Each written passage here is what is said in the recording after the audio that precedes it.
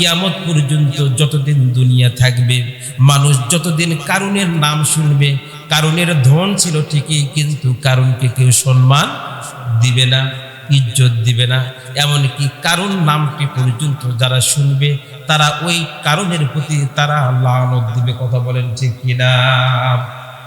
যদি সম্পদটা যদি মানুষকে সম্মানের জন্য দেওয়া হতো, তাহলে কারুনের চেয়ে আর বেশি সম্মানিত কেউ হতো না। কিন্তু এই সম্পদটা সে আল্লাহর কাজে ব্যয় না করার কারণে এই সম্পদটা তার জন্য আযাবের কারণ হয়ে গিয়েছে।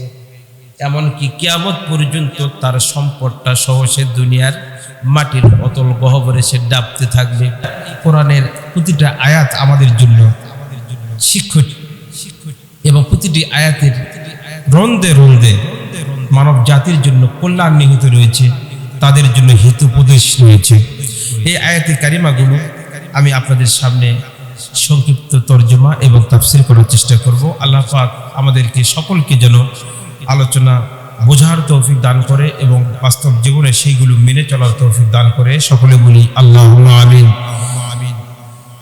পবিত্র কোরআনুল কারীম 89 নম্বর সূরা সূরা আল ফজরের মধ্যে আল্লাহ রাব্বুল আলামিন মানব মণ্ডলীকে উদ্দেশ্য করে বলতেছেন, ফাআম্মাল ইনসানু ইযা মাবতালাহু রাব্বুহু ফাআকরামাহু ওয়া না'আমাহু ফায়াকুলু রাব্বি আকরামান।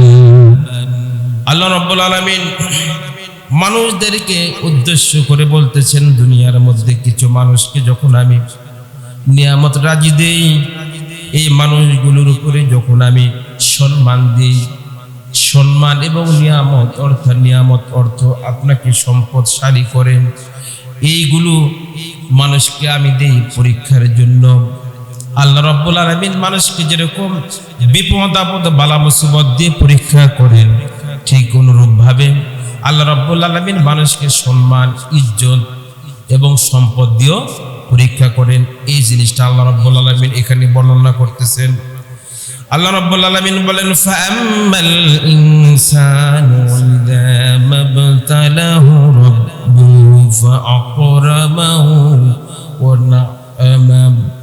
যখন আমি মানুষকে পরীক্ষা করার জন্য তাদেরকে আমি সম্মান দিই, ইজ্জত দিই, অর্থাৎ বিভিন্ন গুরুত্বপূর্ণ পদে তাদেরকে আমি বসায় দিই, ক্ষমতা দিই, এইগুলো দিয়ে তাদেরকে আমি পরীক্ষা করার জন্য না'আমাহু এবং বিভিন্ন নিয়ামত রাজি দেই।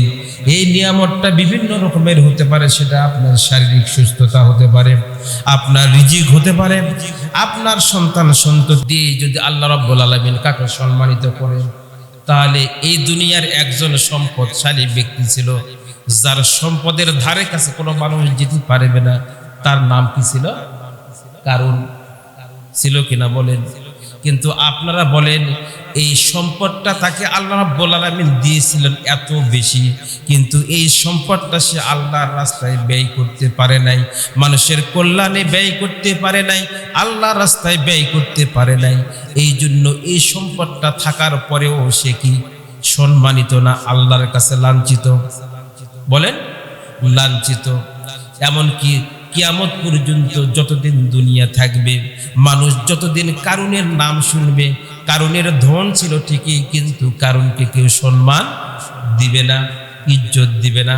এমনকি কারুন নামটি পর্যন্ত যারা শুনবে তারা ওই কারুনের প্রতি তারা লানত দিবে। কথা বলেন ঠিক কিনা? যদি সম্পদটা যদি মানুষকে সম্মানের জন্য দেওয়া হতো, তাহলে কারুনের চেয়ে আর বেশি সম্মানিত কেউ হতো না। কিন্তু এই সম্পদটা সে আল্লাহর কাজে ব্যয় না করার কারণে এই সম্পদটা তার জন্য আযাবের কারণ হয়ে গিয়েছে। এমনকি কিয়ামত পর্যন্ত তার সম্পদটা সহ সে দুনিয়ার মাটির অতল গহ্বরে সে ডাবতে থাকবে। আপনাদেরকে যদি বলা হয় সবচাইতে ধনী ছিল কারুনের সম্পদ ছিল এত বেশি, তার সোনা দানা, তার এই বিভিন্ন সম্পদগুলো বহন করার জন্য হাজার হাজার উটের প্রয়োজন হতো, এত সম্পদ তার ছিল। কিন্তু আপনাদেরকে যদি বলা হয় এই তার প্রতি সম্মান রেখে আপনার যদি একটা সন্তান হয়, এই সন্তানের নামটা কারণ রাখেন, আপনি রাখবেন? বলেন, রাখবেন না। এমনকি যদি আপনাদেরকে প্রস্তাব দেওয়া হয় তোমার এই সন্তানটার নাম কারণের নামে নাম রাখো, বিনিময়ে তোমাকে প্রতিটা মাসে 1000 করে তোমাকে ভাতা দেওয়া হবে, সম্মানী দেওয়া হবে, তারপরে কেউ রাজি হবে? হবে না। কারণ তার সম্পদ ছিল, কিন্তু সম্পদটা তার জন্য লানতের কারণ ছিল। অনুরূপভাবে যদি ক্ষমতা দিয়ে যদি আল্লাহ রাব্বুল আলামিন কাউকে সম্মান দিত, তাহলে আপনারা বলেন ফিরাউনের চেয়ে বড় সম্পদ বা ক্ষমতার অধিকারী কেউ ছিল? কিন্তু আপনারা বলেন এই ফিরাউনের নামে যদি কারোর নাম দুনিয়াতে খুঁজে পাওয়া যাবে? যাবে না। এমনকি যদি কাউকে বলা হয় এই ফিরাউনের নামে নাম রাখো, তোমাকে প্রতি মাসে 1000 করে টাকা ভাতা দেওয়া হবে, তারপরে কেউ রাজি হবে? হবে না। এই ফিরাউনের সম্পদ এত বেশি ছিল, মিনাল কাফ ইলাল কাফ, সূর্য উদয় থেকে সূর্যাস্ত পর্যন্ত বিশাল এই ভূখণ্ডটা তার রাজত্বের মধ্যে ছিল।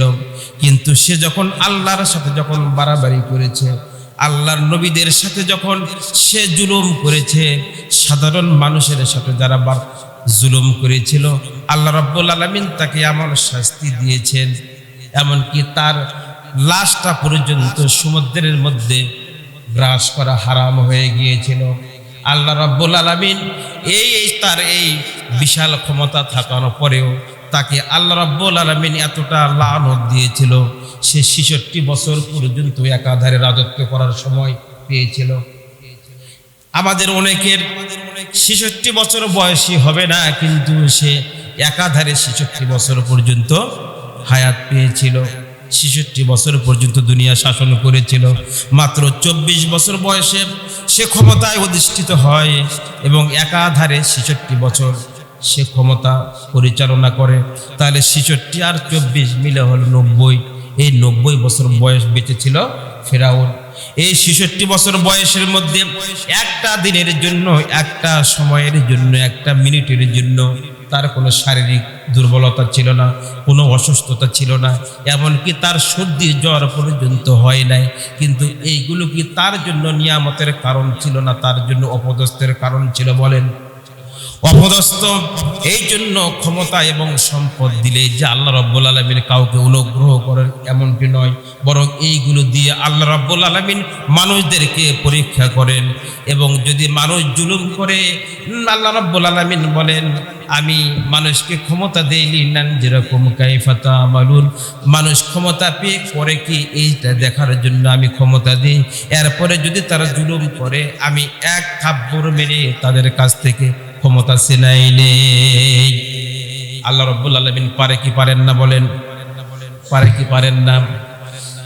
এরপর আল্লাহ রাব্বুল আলামিন অন্যত্র পরের আয়াতে বলেন ওয়া আম্মা ইযা মাবতালাহু ফাকাদার আলাইহি রিজকাম ফায়াকুলু রাব্বি আহানান। এরপরে আল্লাহ রাব্বুল আলামিন কখনো যদি কাউকে রিজিকের মধ্যে কমতি দিয়ে দেয়, অর্থাৎ তাকে যদি অভাব অনটনের মধ্যে যদি ফেলে দেয়, তখন সে হাই হুতাশ করে আর বলে এইগুলো আল্লাহ আমাকে কষ্ট দেওয়ার জন্য দিছে। কিন্তু আল্লাহ রাব্বুল আলামিন আসলে এইগুলো দিয়েও পরীক্ষা করেন। একটা জিনিস আপনাদেরকে ক্লিয়ার করা দরকার, সেটা হচ্ছে আল্লাহ রাব্বুল আলামিন ক্ষমতা এবং সম্পদ দিয়েও পরীক্ষা করেন। ঠিক অনুরূপভাবে দারিদ্রতা এবং কষ্টের মধ্যে আল্লাহ রাব্বুল আলামিন পরীক্ষা করেন। আপনারা বলেন এই দুনিয়ার জমিনে আল্লাহ রসুলের চেয়ে বড় সম্মানিত আর কেউ আছে বা ছিল? ছিল না। কিন্তু আপনি বলেন আমার রসুলের সম্পদ কত ছিল? ছিল না। আবার আল্লাহ রাব্বুল আলামিন এই দুনিয়ার জমিনে যাদেরকে জান্নাতের সুসংবাদ দিয়েছেন, রাদিয়াল্লাহু আনহুম ওয়া রাদু আনহুম, সেই সাহাবীরা পর্যন্ত সবচাইতে কষ্ট স্বীকার করেছে কি করে নাই? বলেন। সাহাবীরা এত গরিব ছিল, এমনকি আল্লাহ রসুলের প্রাণ প্রিয় জামাতা ছিল হযরত আলী কাররামাল্লাহু ওয়াজহু, তিনি সবচাইতে গরিবদের মধ্যে একজন গরিব ছিল। অনেক সাহাবী তারা মাত্র একটা কাপড় পরিধান করে থাকতো, এমনকি একটা কাপড় সে নিজের স্ত্রীকেও পরাতো, আবার নিজেও পরতো। তাদের কোনো ঘর বাড়ি ছিল না, এমনকি তারা গর্তের মধ্যে আশ্রয় নিত। যখন কাপড় বদলানোর প্রয়োজন হতো তখন একজন গর্তের মধ্যে বা ভাঙা ঘরের মধ্যে সে ঢুকে যেত। তারপরে নামাজের সময় হলে ওইটা স্বামীকে দিয়ে দিত, স্বামী মসজিদ থেকে নামাজ পড়ে ওইটা দিয়ে আবার স্ত্রীকে দিত, স্ত্রী নামাজ পড়তো। এরকম গরিব সাহাবীর ঘটনা আমরা জানি কি জানি না বলেন? তাহলে গরিব হওয়া এইগুলো দোষের কিছু নয়, বরং এইগুলোর মাধ্যমে আল্লাহ রাব্বুল আলামিন পরীক্ষা করেন। এবং গরিব হওয়ার পরেও আল্লাহ রাব্বুল আলামিন এই দুনিয়ার জীবনে অসংখ্য সাহাবীদেরকে জান্নাতের সুসংবাদ দিয়েছেন। বলুন সুবহানাল্লাহ।